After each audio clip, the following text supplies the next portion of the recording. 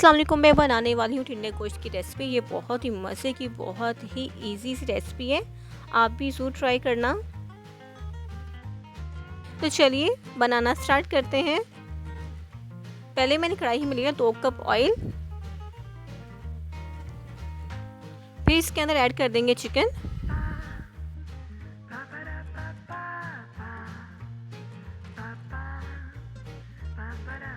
के अंदर ऐड कर देंगे नमक और ginger garlic paste. Ginger garlic paste से ऐड किया जाता है ताकि जो चिकन में जो स्मेल होती है ना वो ख़त्म हो जाती है।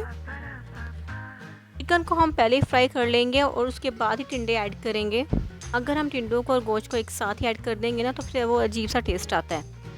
अच्छा जी, अब इसमें ऐड कर देंगे 2 कटी हुई प्याज, उसको फ्राई कर लेंगे। अभी कुछ भी ऐड नहीं करना, सिर्फ अभी प्याज ही ऐड करना है। प्याज फ्राई हो जाएगी तो उसमें ऐड कर देंगे तो हम स्पाइसी जैसे लाल मिर्च का पाउडर, कुटी हुई लाल मिर्च, धनिया पाउडर और ये हल्दी है थोड़ी सी ऐड की है। आपने नोट किया होगा कि मैं सब्ज़ी में तकरीबन सेम ही मसाला जात ऐड करती हूँ, क्योंकि मैं जानती हूँ कि मेरी फैमिली को क्या टेस्ट पसंद है, कितना खाना वो स्पाइसेस खाना पसंद करते हैं। अगर आप भी अपनी फैमिली के पसंद के मसाले ऐड करेंगे तो उन्हें यकीनन ये खाना बहुत ही पसंद आएगा। चाहे आप वो बैगन का सालन क्यों ना बना रहे हो, चाहे वो कद्दू का सालन क्यों ना, जो भी आप बनाएंगे बहुत पसंद आएगा।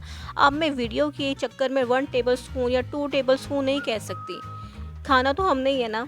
अच्छा जी, इसमें अब मैंने टिंडे ऐड कर दिए जो हाफ़ कटे हुए हैं।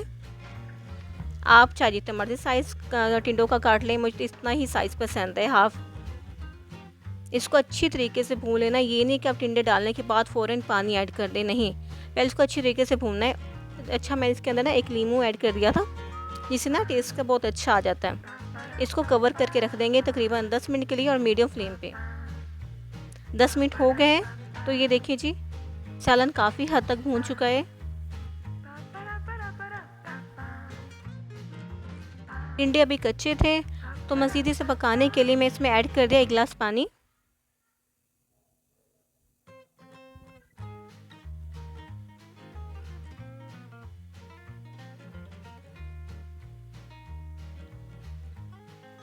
और फिर इसे हम 15 मिनट के लिए कवर करके रख देंगे।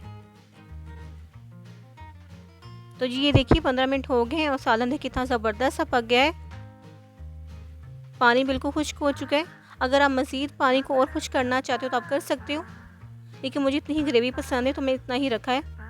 तो ये देखिए जी, मज़ेदार सा टिंडे गोश्त रेडी है। अगर आपको ये रेसिपी पसंद आई हो तो प्लीज़ लाइक शेयर सब्सक्राइब ज़रूर कर दिया करें। अगर आप इस तरीके से बहुत ही मज़ेदार की रेसिपीज़ चाहते हैं तो प्लीज़ सब्सक्राइब चैनल को लाजमी कर देना। तो जी ये देखिए टिंडे कितने गल गए हैं, कितने अच्छी तरीके से ये पक गए हैं।